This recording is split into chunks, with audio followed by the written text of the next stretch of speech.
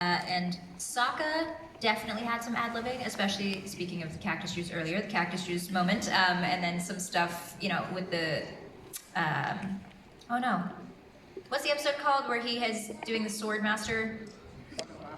Sokka's master, thank you. See? Love you. Okay.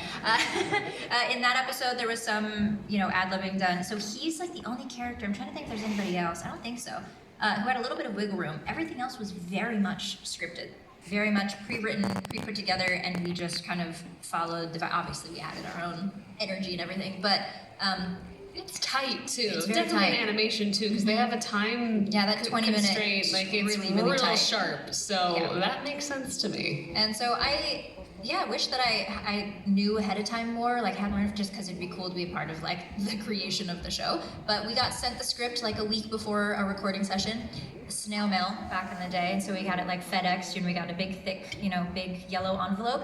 And that was the script for the next week, and just flip through it really quickly and be like, highlight, toff, okay, great. And sometimes I would barely read it, and then I would just go in person and just kind of choose to plug in once I was there. I'm kind of a 1 to 2 take gal, as long as I'm like well prepared, obviously, just because I lose energy and then I start overthinking and then I start copying and then it just gets too in my head. So I don't like to pore over things too much, and to get the world, to get the character, yes, but specific lines and like how I'm gonna read them, no. I like to very much just let it happen naturally. How do we tell Michaela that she was still a big part of creating the show? She was like, I wish I was part of making the show. I think you were at least a small part of making the show. But my job was easy.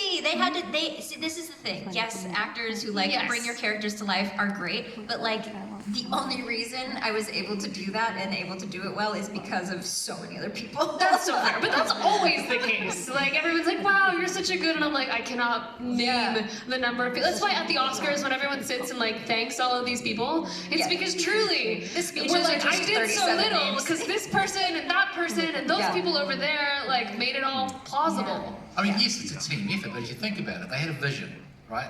So when they were writing, they were looking for the character, they had a vision in their mind, and you're the one that brought it to life. So if you weren't there to bring it to life, their vision wouldn't have been realized. So you did contribute. Yeah, absolutely. And they used your eyes, they used your mouth. They did. So yeah, but towards just her actual development, no, I did not really come in being like, and then I think she should go have tea with Iroh. Which I love that that's a scene that exists, our little side quest of just tea with a fascinating stranger makes me so happy. But yeah. If you could change one thing, it would be Earl Grey. Good memory. Do you want to stand up? Hello. I'd like to say, really like Lily Loveridge from Playtime Chapter 5. I like the part where he got slapped by Prototype. But also, a question for both of you. So we all love Avatar: The Last Airbender. What's your opinion about the blue people, though? About the what? Wait, I can't hear him. Put the microphone near the You know, like the blue people from the movies? Oh, yes. Who I do get mistaken for, because I say Avatar and they're like, oh, really? That's so exciting. And like, blah, blah, blah. And like the third movie is coming or something. And I'm like, no. Not the blue people. What just gets me is like a new Avatar movie comes out. I'm like, it's literally fire, water. Like they're doing it's They're the copying same us. thing. They're copying us because crazy. they know that we're brilliant. Dances with Aliens, right, I know the movie. Yeah. There you go.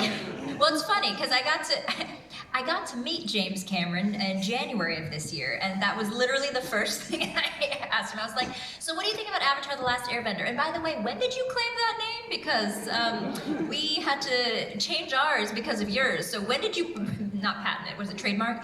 Copyright, trademark? Yeah, trademark that. And he was like, 1995. And I was like, okay, all right, that's valid. So I guess you were there first.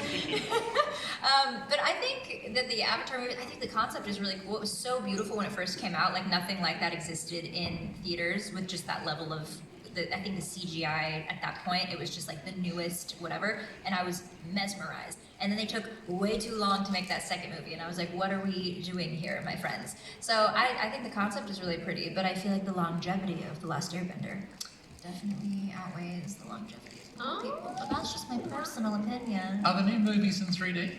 Huh? The new Avatar movies, are they 3D? Because the original one was released as 3D. I think I'm so. sure they are if you Or at want least to they have watch the them option. that way. Yeah, I feel like they have the option to. I do not want to watch them that Hey, way. this was last millennium. It was a gimmick. It was a long time ago. It's It like was a the last- 4-hour movie in 3D glasses? Yeah. Although the ride, have any of you guys been able to go to the States and ride at Disney World in Florida, the Avatar ride? Got a couple people. That was pretty crazy because you get to ride. I forget what the names of them are. The creatures, you know. Exactly. We did the background vocals for the. No, but they did like kind of a simulation where you're riding on the back of one of them, and it was so pretty. And I was like, the visuals for this and the art for this is so freaking gorgeous. I mean, just insane. I don't think my face will let me into your. I really liked the fire lady from the recent one. She was cool. Are you a firebender? No, I'm so not a firebender. What are you?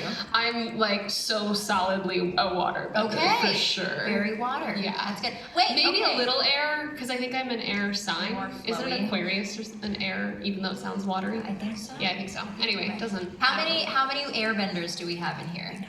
Raise your Airbenders? hands. Airbenders? Anybody? Okay. Waterbenders? Okay, we got a lot more water. Okay, fire. Sassy, lots in the middle here. Okay, just like center of attention. And then earthbenders? A lot of earthbenders! I'm a barbecue bender. You know, the voice actor for Uncle Iroh 2.0 anyway says that he's a wrist bender. Unlike me, he drinks often. And how many zombies do we have? How many zombies? Ah, one! Marvelous! singular. Shoot that one! So not actually, but you know. Ah, who got the national voters in? I don't drink anymore. I don't drink any less, but I don't drink anymore. Where's our next question? There we go, right down the front. Hi, ladies.